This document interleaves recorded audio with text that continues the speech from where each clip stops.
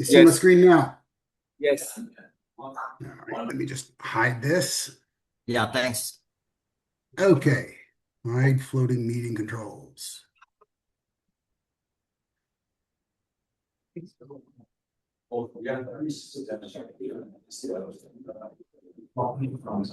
Okay, in our previous class, we started discussing the unwholesome chittasikas as a group, and we talked about roots in general, the unwholesome, universal unwholesome chittasikas, delusion, shamelessness, fearlessness of wrongdoing, and restlessness.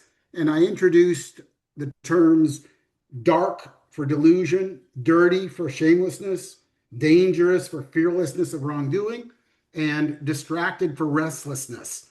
So the way I remember them is dark, dirty, dangerous, distracted, nothing good. And these are the things that accompany all unwholesome chittasikas, chitas, the attachment rooted, the aversion rooted, the delusion rooted. They all have these chittasikas of dark, dirty, dangerous, and distracted associated with them. So now we're going to continue on as a group discussing the unwholesome chittasikas with the 5 hindrances. All right, so we'll go through the 5 hindrances.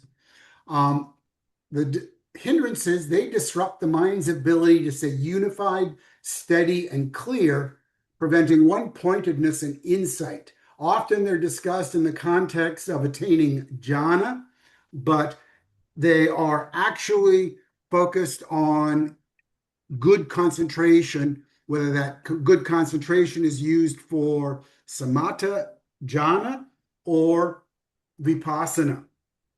And so they are both hindrances to samatha and to vipassana. Now, they are sensual desire, ill will, sloth and torpor, restlessness and remorse, skeptical doubt.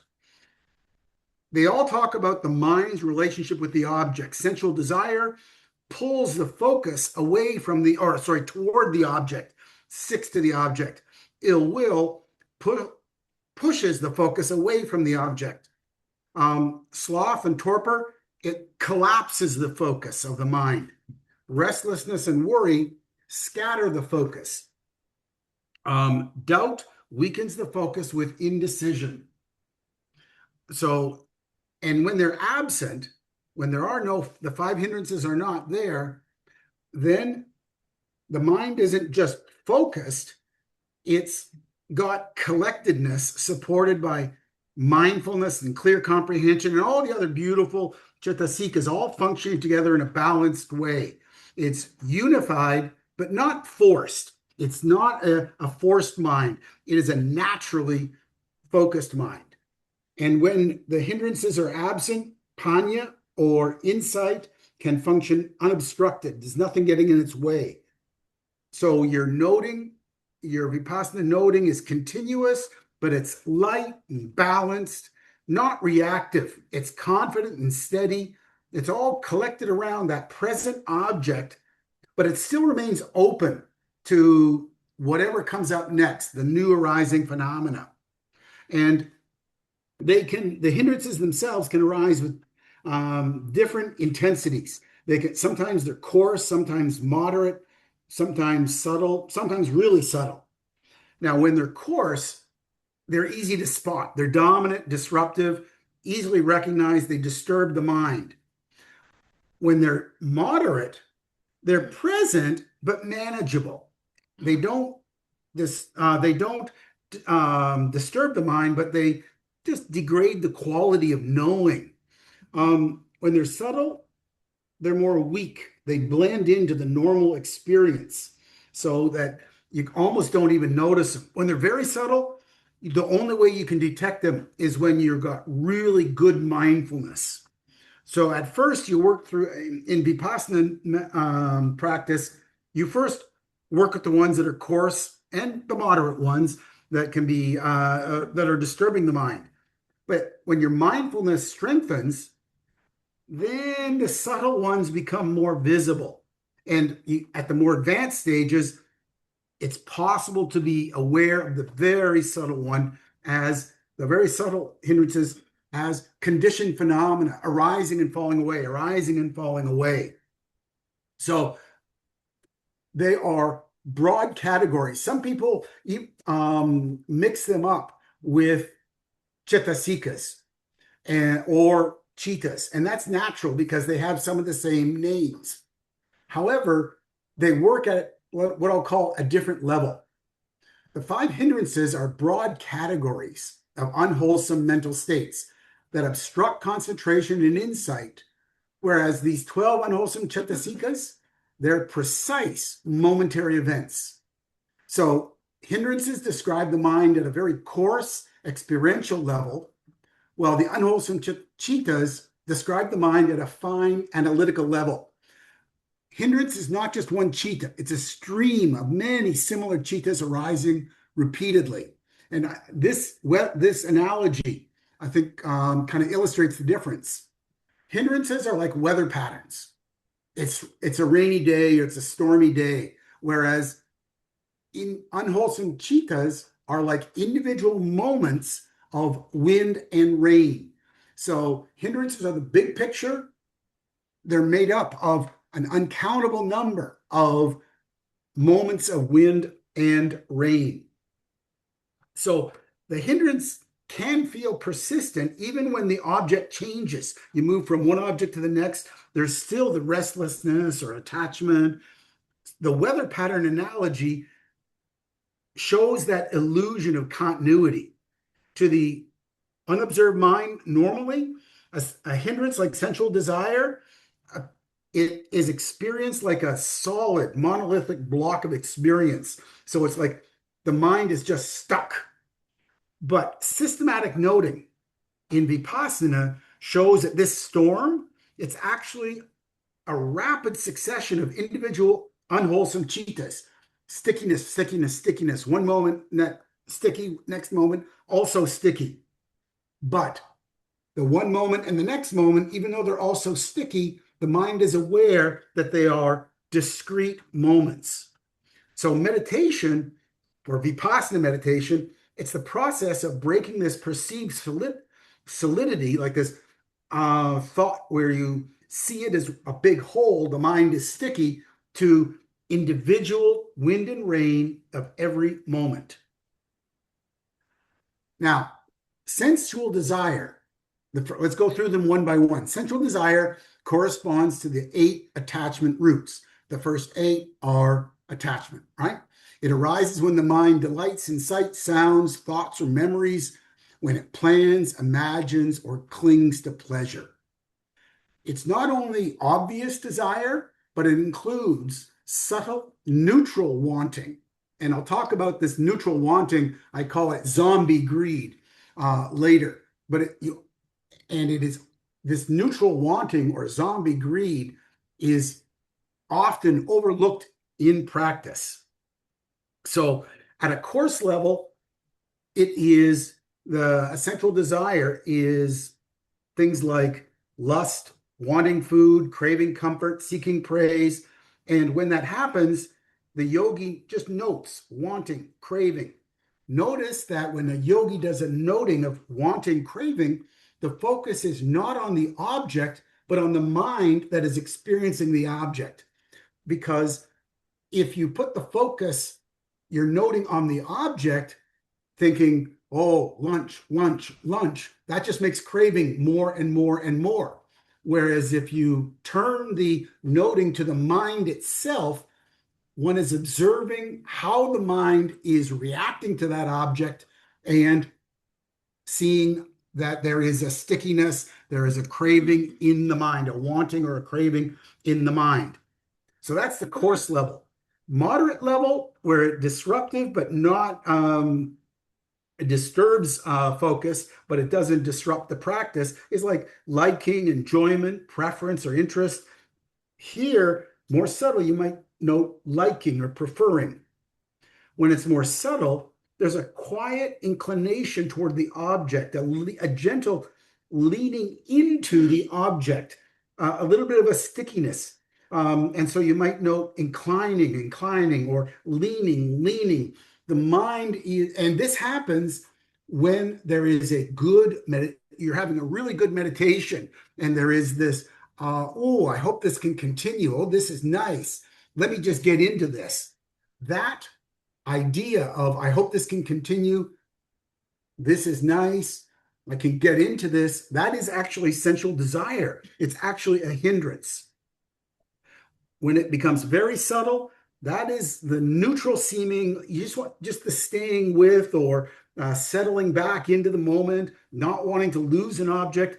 It's a background tendency of like, this is fine, let it continue. So that's the kind of subtle aspect of sensual desire. Ill will, okay, ill will corresponds to the two aversion-rooted chittas. And I'll talk later about the difference between dosa, which is aversion, and ill will. But basically, ill will is the active form of aversion. Ill will, of course, it includes things like irritation, anger, resentment, disliking an object or experience, and even subtle non-acceptance of the object in noting practice, already a aversion-rooted chitta. And you can have ill will or towards things in the past. That's things like regret, remorse. You can have ill will towards something in the future. That's more like fear. Ill will into the present. That is like anger.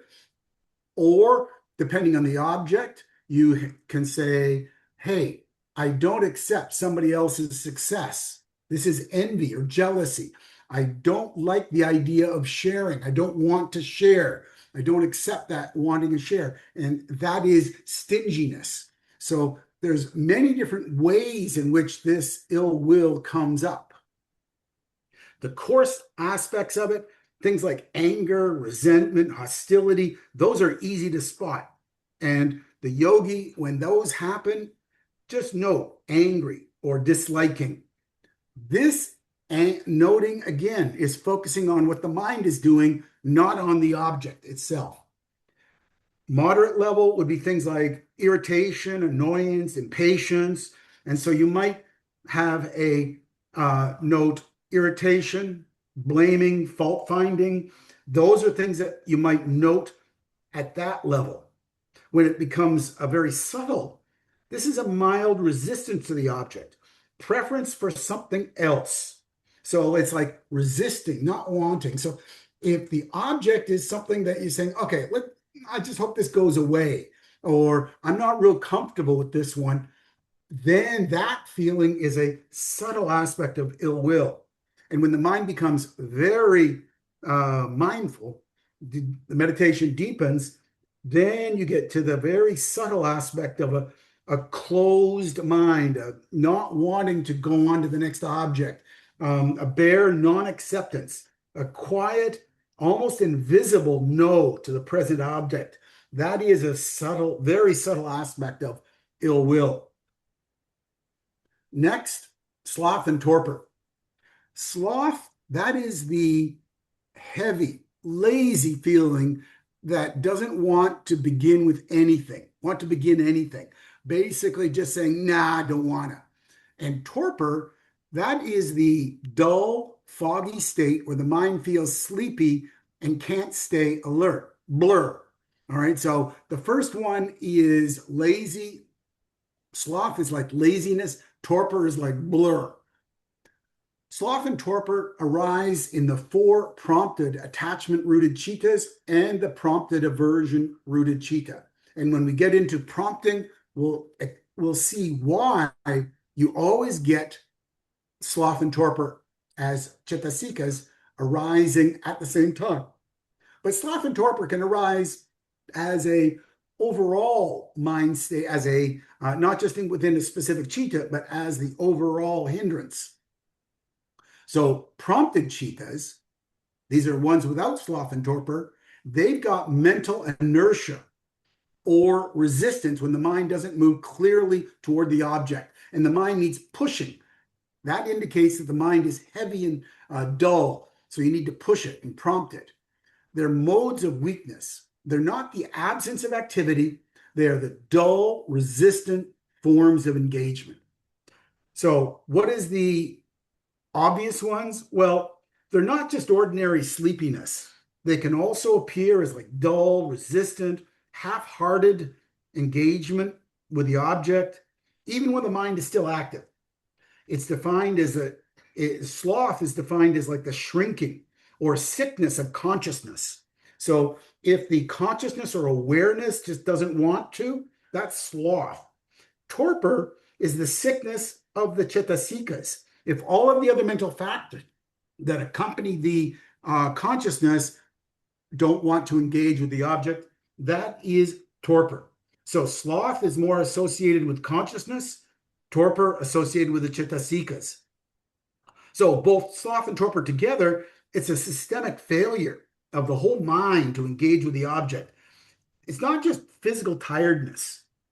Okay, here's an analogy. Sloth is like a collapsing tent pole. The cheetah is losing its uprightness, its structure. Well, torpor is the wet canvas. Like the cetasikas are becoming unworkable. At the coarse level, what you might notice is drowsiness, nodding off, heavy, foggy mind, and you might note, okay, sleepy, dull. Moderate level, no energy, maybe might say low motivation, not motivated, no sustained focus, and the mind, you might note heavy, sluggish. When it becomes more subtle, then there is reduced clarity, less clarity, no sharpness, blur.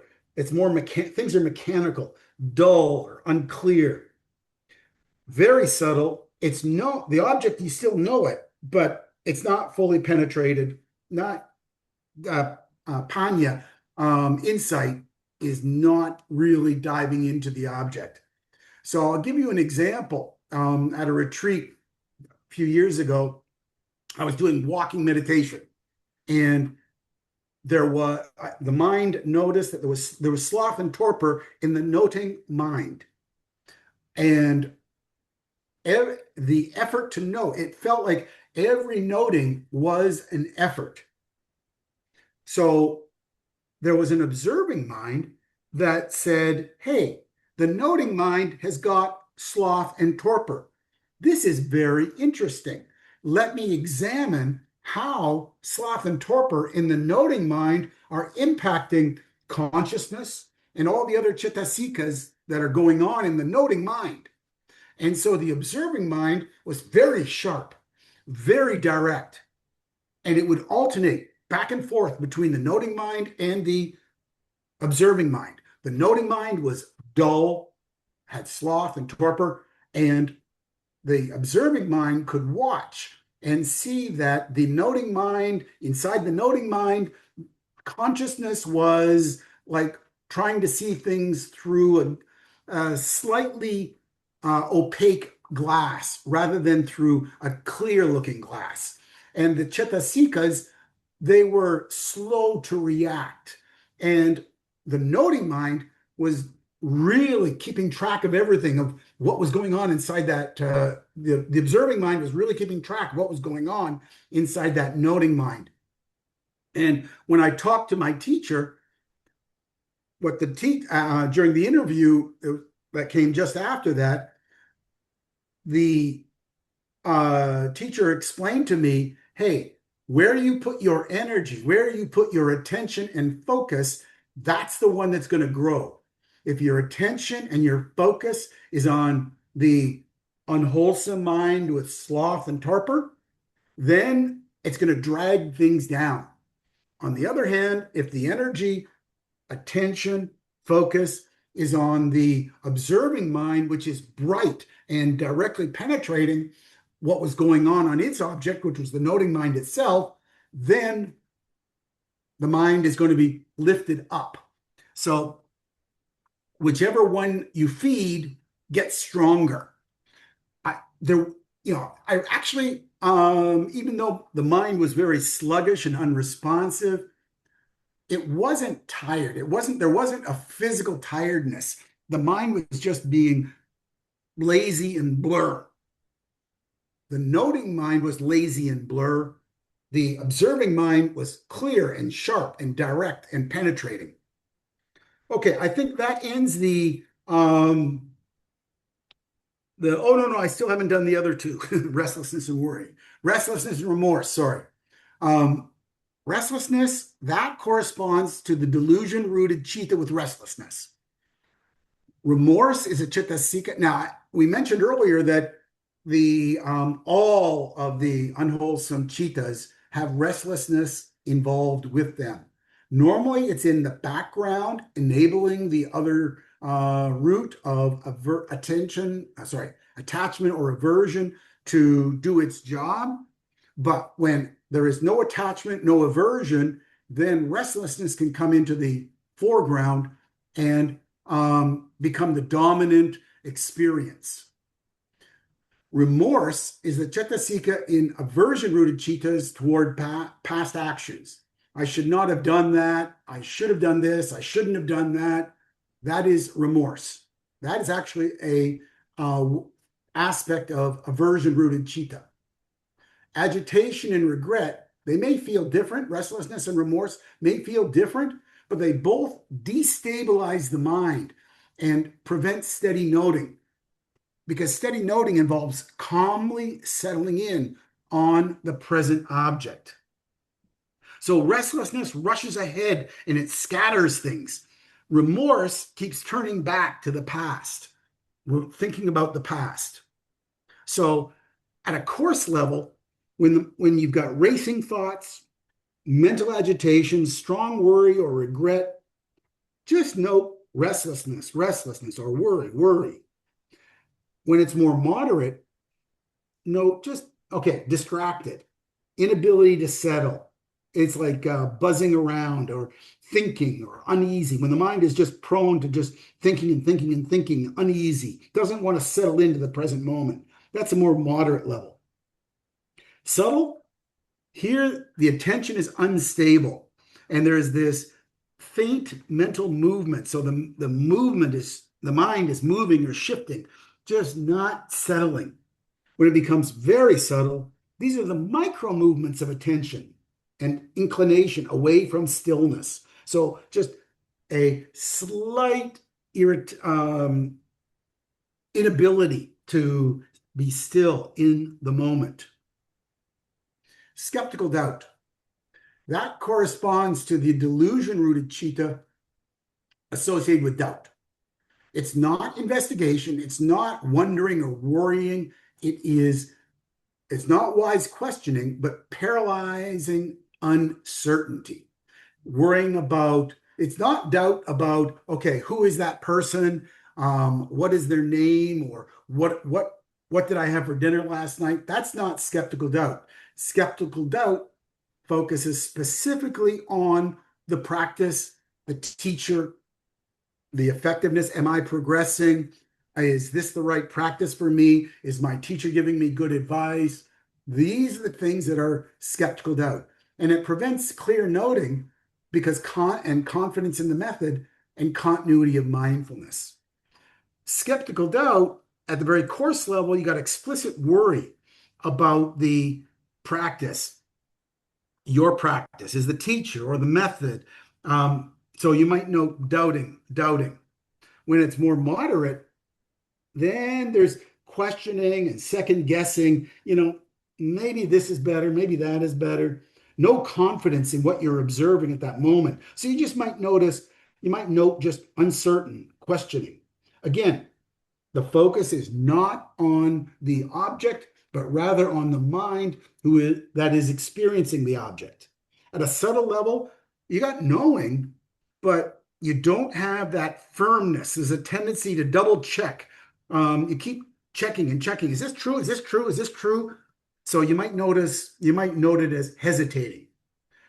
When it's very subtle, the object that you know it, but you don't have that full resolution. You're not committed. And so your insight is unsteady. So I've been through the 5 hindrances now. before I start talking about the next general set of category of unwholesome cheetahs, unwholesome characteristics covering all 12 cheetahs, any questions on what I've just talked about?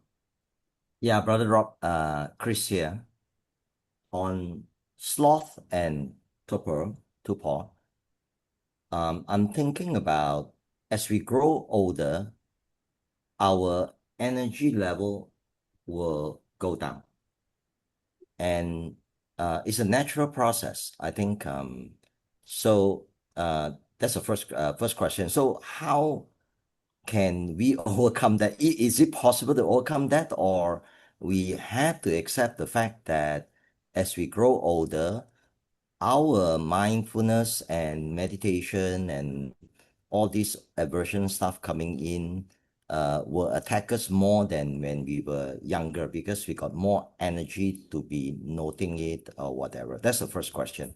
Second question is, I come across many people having dementia, and that would, in my mind, and correct me if I'm wrong, would actually hinder us from our practice, and sloth and all this will come in because it's getting I can't even remember, right, all these things, right. I is Can you comment on these two statements of mine? Okay, let's first talk about the getting older, losing energy. We need to draw a clear boundary between physical and mental. Sloth and torpor is not mental, is not physical. It is purely mental. And yeah, I compared to say 30, 40 years ago, I get tired more easily. So my physical energy just isn't what it was. And like this morning, I was running around my grandson. He's got so much energy. I can't keep up with him. But my mental energy is still there. And now that I am older, more mature, and have practiced more, the ability to direct, focus, and manage that energy is much better than when I was younger. So, sloth and torpor is having to do purely with mental energy. And I would say that as one practices more and more, and with age, one becomes more skilled in being more effective with one's mental energy. And it is less scattered and less blur and more directed. So does that address the first question? Yes, very clear, brother Rob. I think you have delineated it very nicely, and I agree with you. Thank you. Okay, now dementia. Um, People with dementia, this is really there's something chemically, physically not working properly in the brain. There's things are clogged. There might be buildup of things to block the natural flow of electrical impulses. And so memory isn't there. And you need both mind and body to meditate. In the case of dementia, the body is having a problem supporting the mental activity. So you are correct that a person with dementia is going to find it challenging to gain insights. Not saying it's impossible, but it's an extra challenge for a person with dementia to gain insights because it's more difficult for them to grasp and sorry, more difficult for them to zero in on the details of the experience. I mean, yes, once the body starts to degrade, it becomes more challenging. But as the Buddha said, hey, you may be sick in the body, but that doesn't mean that your mind is also sick. It can still, especially if there are habits, accumulated practice. So in the past, those tendencies, those habits of mindfulness, even if it's daily mindfulness, can help, even though the ability of the brain to support is diminished. If there's a strong habit of mindfulness, then there will be less tendency for the dementia to be disruptive. I've never read any research on this, but I suspect that people who have done intense meditation and daily life mindfulness are less likely to show symptoms of dementia, even if the amount of plaque or whatever in the brain is the same level as someone who has not meditated. Okay? Yeah, thanks, brother Rob. We better start being mindful before we dementia hit us. Thanks. Well, not just dementia. I remember, my wife told me a story from a retreat she did fairly early in her practice. She was complaining to her teacher in an interview about the pain that she was experiencing in her leg or whatever. And her teacher said, look, do you think that your final moment of this life is going to be pain free? There's a chance, maybe even a good chance, there's going to be pain. If you can train yourself, treat this meditation retreat as a dress rehearsal, for your last thought moment, then if you're able to observe pain without reacting to it, then there's a better chance of having a wholesome last thought that drives you into your next existence. So the impetus, the focus on meditation now to prepare for the future is not just dementia, but for the last thought moment. Think of all the experiences that you of pain that you might have during a retreat as a dress rehearsal for your last thought moment. Okay, any other questions? Yeah. Uh, Hello, everyone. Hello, Rob. Here's Michael. In another context, in the chant tradition from which I come, I've heard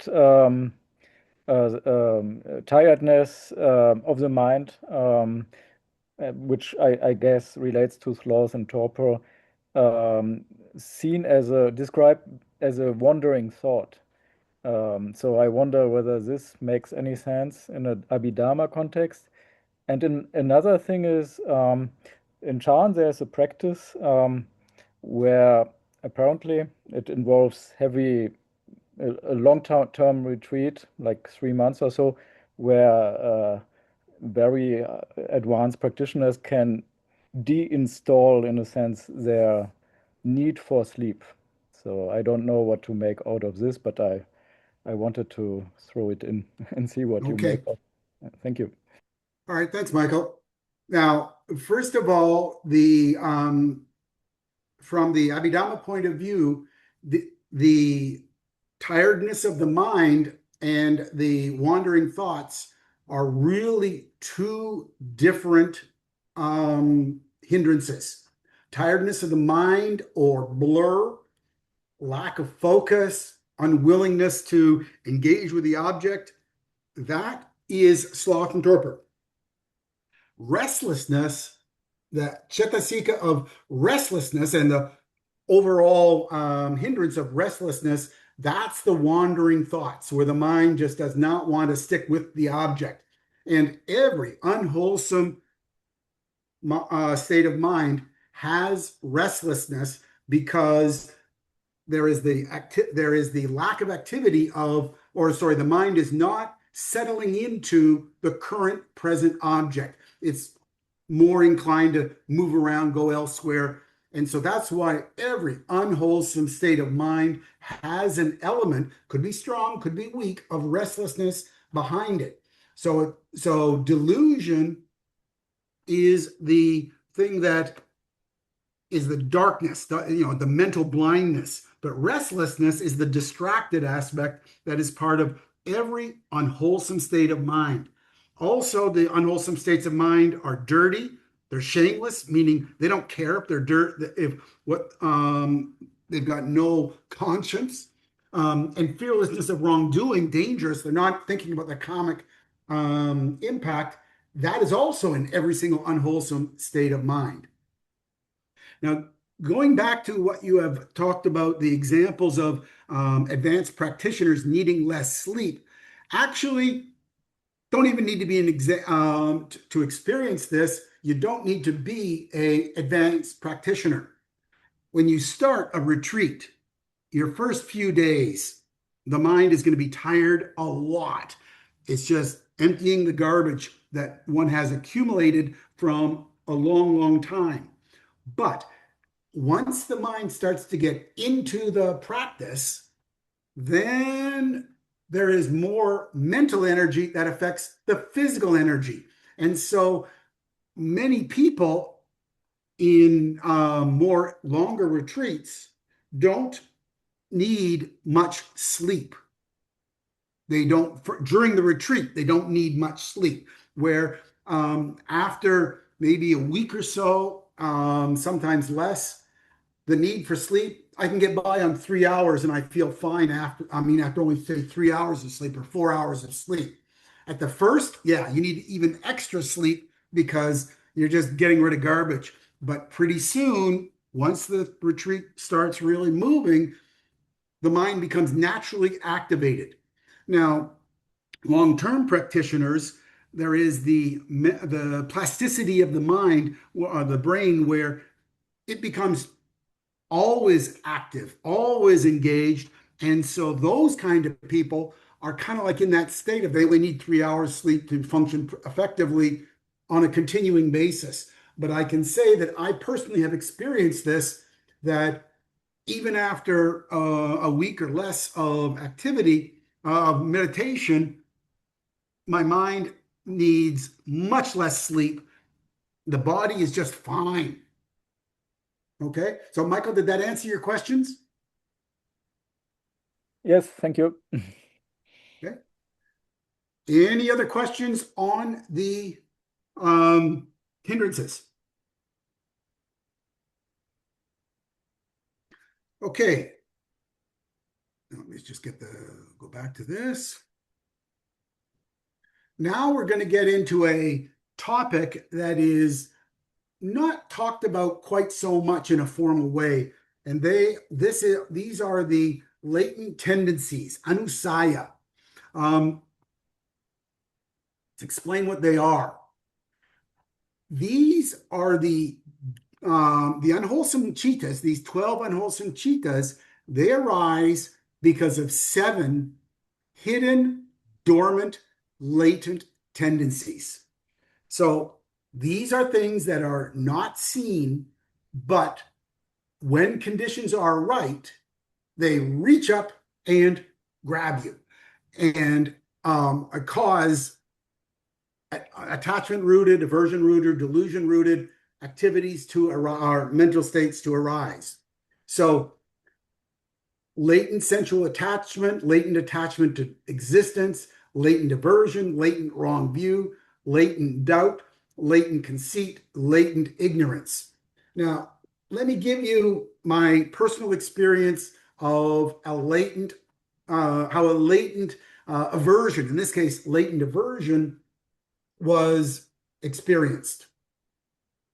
I was meditating and the mind started exploring a little bit new area.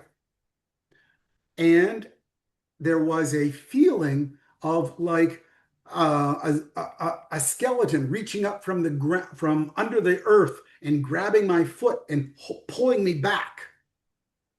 Okay, so there was this feeling that something from underground was coming up, pulling me back so that I did not move forward. This was a experience of latent aversion becoming real, manifesting itself, becoming real. And so there was this pulling back, which is aversion, non-acceptance of the situation. You could even say fear, all right, because this was a if I in retrospect, when I look back at it, I knew what was coming. I actually knew what was coming up. These were the unwholesome, or sorry, unpleasant, the dukkha, the unpleasant insight knowledges. And so there was this coming close to them. The mind said, no, we don't want to go. We don't want this. We don't want you. Don't go there, and pulling me back. So these latent is not they're hidden, they're dormant tendencies that when the right condition, and that right condition is unwise attention. When I noticed this, I reported it to my teacher. The teacher said, just note it, be aware of it. All right. And when you note it and be aware of it, that wise attention is enough to weaken the latent tendency. So, what stops us from doing bad things? At the most obvious level, we take our 5 precepts. All right. So, those precepts restrain a mind that's already become unwholesome. All right. So, and it prevents it from escalating into more harmful action. They don't remove underlying defilements, but they set a boundary that limits how far that unwholesome mind is going to go. So when we take the precept to avoid killing as an example, taking the precept doesn't stop the urge to kill coming up in the mind, but it stops it at the urge level and does not allow it to go to the actual manifestation, the actual real killing. So that is the most coarse level of restraint. Next is the concentration. That stabilizes and protects the mind so that the unwholesome states, it can't arise anymore. And so when the mind is concentrated, doesn't have to be jhana, but having good concentration, then the mind is wholesome and there's no opportunity for attachment, aversion, or delusion to arise. And so you're kind of blocking them. You're not uprooting them, but you're blocking them. To uproot them, you need to get to the sainthood. That's, you actually eradicate that latent tendency at the root. So the defilements no longer lie dormant or restrained. They're cut off, incapable of arising. So this is why the Visuddhimagga is organized into 3 sections: Sila, Samadhi, Panya. Sila is the morality. These are the precepts. Samadhi is concentration, which is making the mind stable so that the unwholesome does not arise. And Panya is the uprooting through attaining Sotapanna, Sakadagami, and so on. So as an analogy, the precepts, or sila, they're like a fence that keeps a wild animal from causing damage.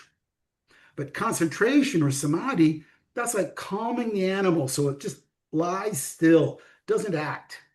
But sainthood, or panya, that's like removing the animal altogether so that there's no more possibility of harm. It's not going to happen. So these are the 7 latent tendencies identified actually they're from the suttas, but elaborated a lot more in the commentary.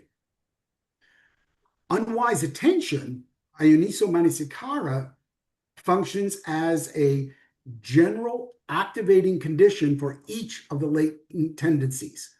In other words, the one common thing that is universal is that causes any of these to activate, the latent tendencies to activate is unwise attention, not seeing things through the lens of the Dhamma.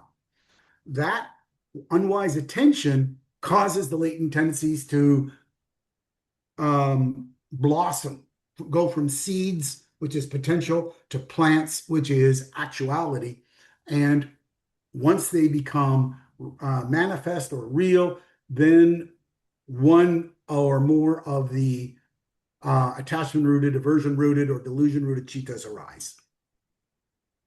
So latent tendencies function as a powerful natural decisive support for the arising of unwholesome chittas. Remember, we talked about Pakatupisinaya, natural decisive support conditioning, which means past latent tendencies can cause future or past things in the past can cause the current state of mind to be influenced. Now, in practice, different people rarely exhibit only one dominant anusaya. However, one or two tendencies often predominate and color the rest.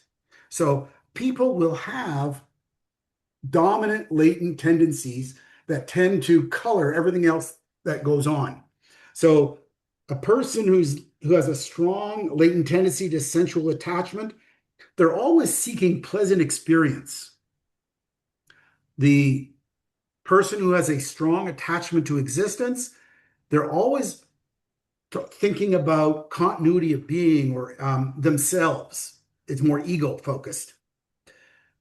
Aversion, they're always looking to get rid of unpleasant things. Wrong view, they're looking for certainty. They want to get things fixed through fixed ideas, kind of like a one dot person.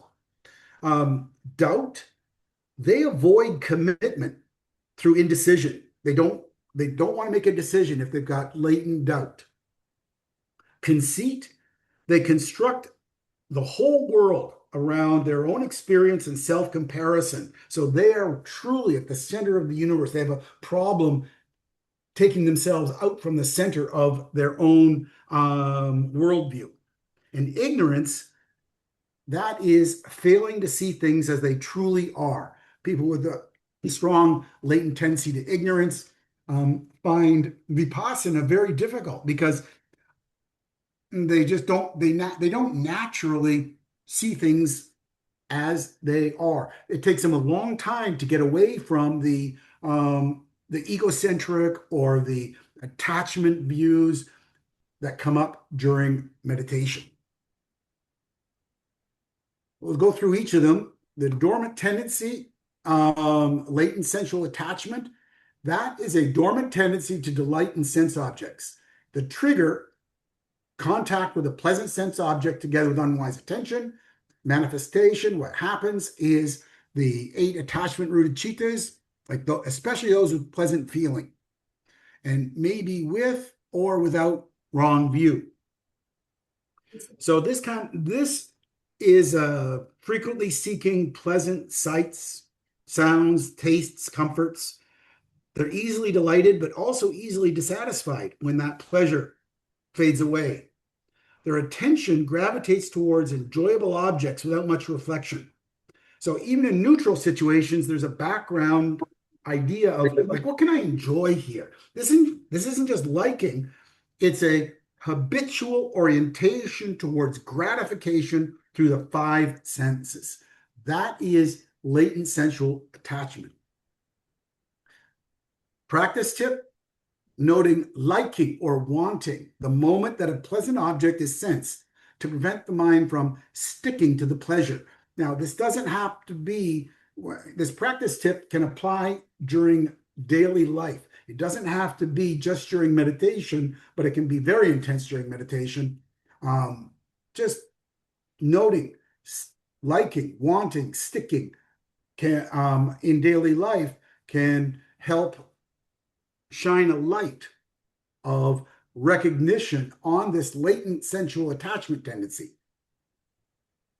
Latent attachment to existence. This is the subtle attachment to being, identity, or continuing. So the trigger is an inward reflection on the self, future existence, status, becoming, together with unwise attention. Manifestation, the 8 attachment-rooted chittas, often with wrong view, but not restricted to them. And it includes refined forms of attachment, not only sensual desire. So it's more to concepts and ideas rather than to sense objects. There's a strong investment in their role, like I am, your title, identity, or a future state. Materialistic people are often have this kind of latent attachment. The desire to be someone, to develop, to attain, even spiritually. People can be focused on, actually, I want to be a really good yogi. This idea of I want to be a really good yogi, that's attachment to this entity. Attachment to refined states, such as calm or clarity or absorption.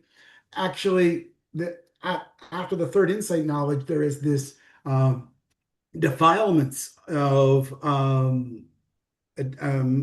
insight, where there is a tendency to become attached to the calmness, to the wisdom, to the experience itself, and that attachment to that state becomes a hindrance to any future development.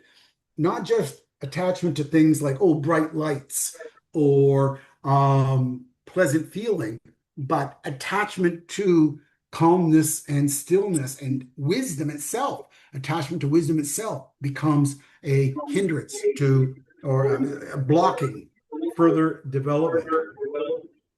So that is there's a quiet but persistent I am, or I'm going to become. So it's not about pleasure, but continuity and existing itself.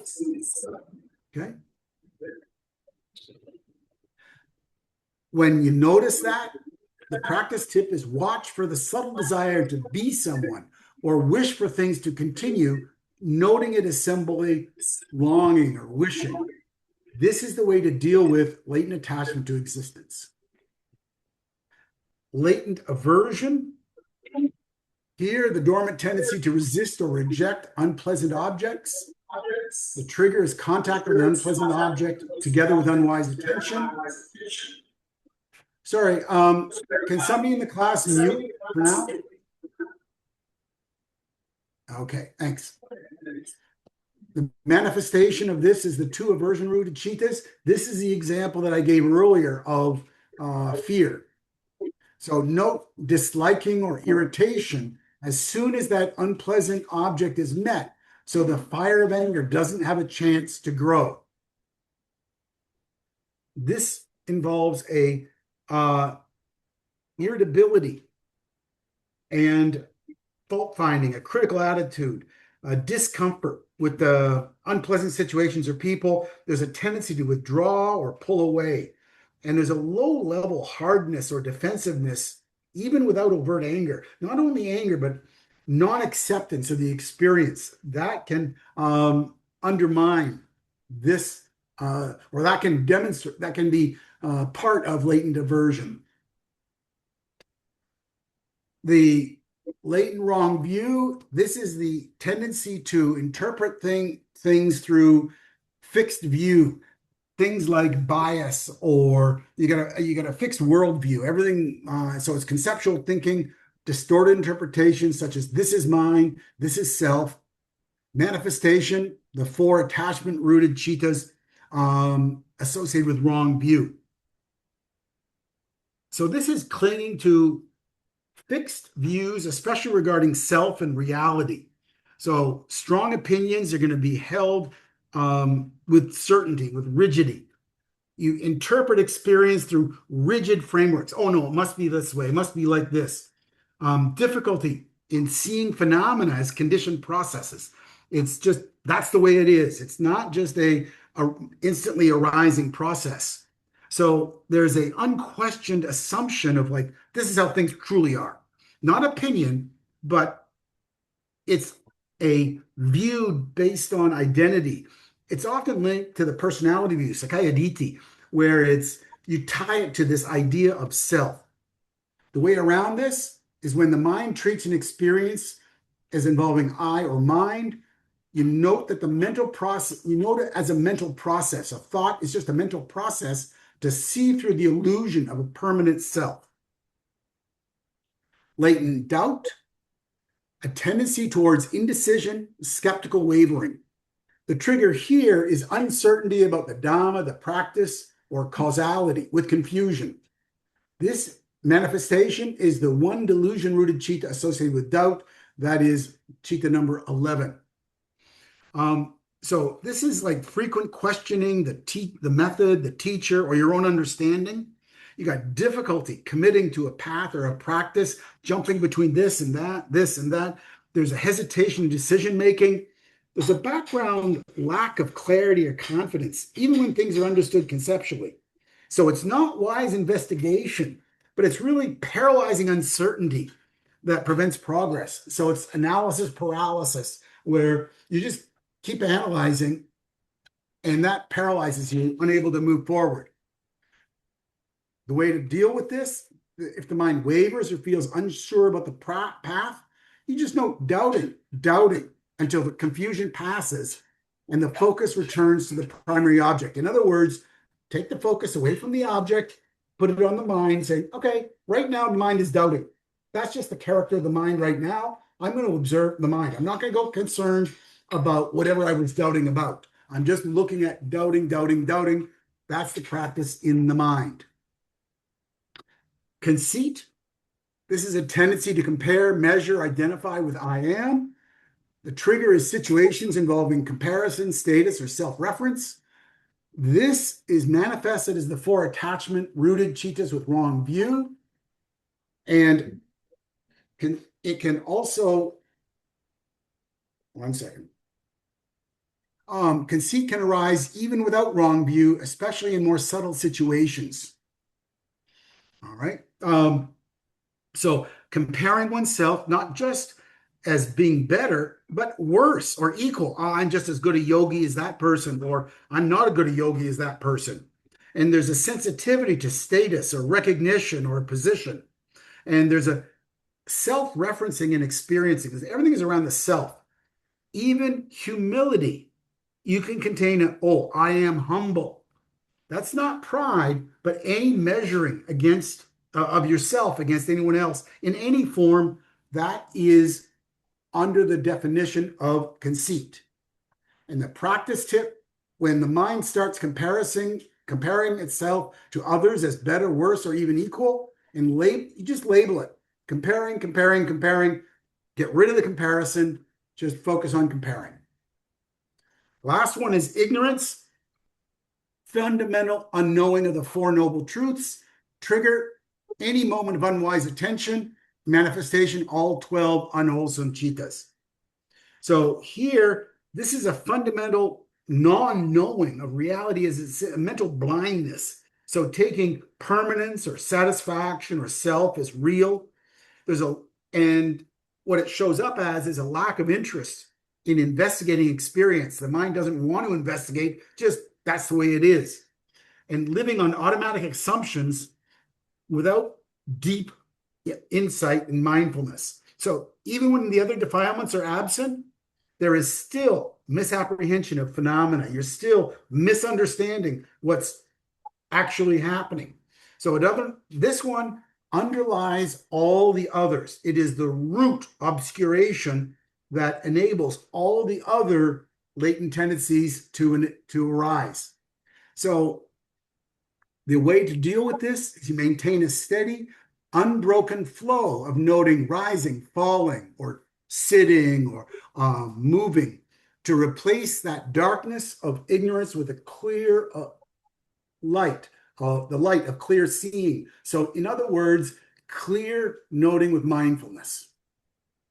Okay, so any questions on the latent tendencies? think that's, yeah. Yeah, Yes. I would have a question. You said that the anusayas can be they can be suppressed, or is it that the mind can be shielded from them through concentration?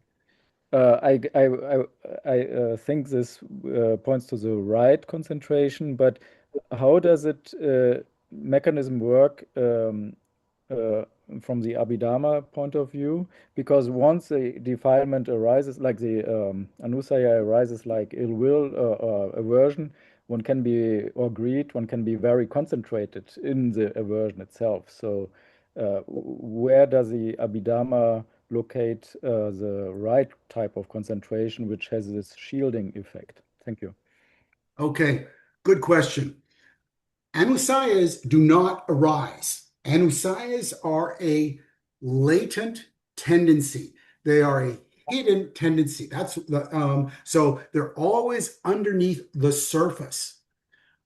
The only way to get rid of them is attaining a degree of sainthood. So when one is a sotapanna, for example, then the tendency toward wrong view has been uprooted, can no longer arise. That's the only way to completely uproot them. However, there are ways of dealing with them at the grossest level. Precepts. Keep your 5 precepts. At a medium level, when one is maintaining concentration, the mind is wholesome. When one is doing vipassana, when the mind is even doing jhana. Let's talk about jhana for a moment. When the mind is absorbed in a jhana state, it's a wholesome mind. And according to the Abhidhamma, there is no way that any of the unwholesome chittas can arise during a wholesome mind. They're blocked. So this is the medium way. Why I say medium is the gross one is precepts. Medium is blocking them from arising at the at that during that meditation or when the mind is wholesome. And if the mind can be wholesome for an hour, then there are absolutely no unwholesome states that will arise. So the latent defilements never get a chance to manifest or show themselves. However, one can, by training the mind, weaken the seed of these tendencies. And so, and let me just go back one to conceit as an example. If one notices that one has a strong tendency towards conceit, constantly noting whenever the mind starts comparing itself, noting, oh, comparison, comparing, shining that light of wisdom, understanding on what's happening in the mind right now by noting, comparing, not getting wrapped up in what the comparison is all about, but just noting what that mind is up to. That has the ability to weaken the tendency to arise in the future. So go through the 7 latent tendencies and figure out which are the couple, 1 or 2, that most clearly give you the most problems, and then do the noting of comparing, doubting, looking at the seeing things as a process, noting disliking or irritation, whatever the or sticky longing or wishing. When keep labeling it and noting what the mind is up to at that moment, and the mind naturally starts to get a habit of recognizing them through wise attention rather than letting the unwise attention drive them up, drive those unwholesome tendencies to manifestation. The wise attention, the habit of wise attention dilutes and weakens over time. But the only way that they're going to be completely uprooted is by attaining of a degree of sainthood. Sotapanna, Anagami, and Arahat, each of them will uproot different latent tendencies. And by uprooting different latent tendencies, there is no more seeds that can ever cause certain chittas to arise. And that would be the beginning of next class. Any questions on that? Does that make sense, Michael? Yeah, thanks a lot. Okay. Other questions?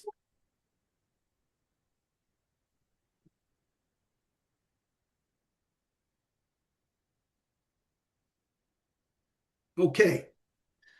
We started a little late and it's now quarter past the hour. So with that, we'll close today and ask for somebody to read the reflection.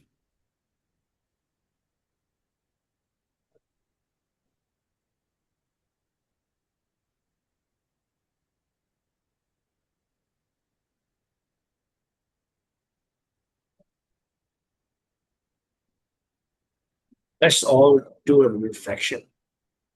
Let us all recall to our mind this morning. We come to the temple with the sole purpose to study the Dharma. With good faith, saddha, and wise attention, sati, we learn and understand some of the Lord Buddha teaching. Whenever there is any doubt or wrong understanding of the teaching, we seek to clear our doubts and straighten our views. With a proper understanding of the Dharma, we can now put it into practice. The right understanding of the Dharma will produce right thoughts that in turn give rise to right action, right speech, right livelihood. With such a right frame of mind, we can face the realities of life. May the merits, punya, we gain through listening to the Dharma, discussing on the Dharma, and strengthening our views. Let us, in overcoming any difficulty we may face, may all beings inhabiting space and earth, devas and nagas of mighty powers, rejoice in this merit we have acquired, and may they long protect the Buddha Sasana. May this merit be a contributing cause for the realization of Nibbana. Idame punyam Nibbana sa Pachayo Hotu. Sadhu. Let's sadhu to our brother Rob and brother Gray. Sadhu. Okay, so just a quick announcement. Next class will be on the 3rd of May, and I will be in KL. So it'll be a live class, not a remote one from Sydney. So I'll see you all in KL on the 3rd.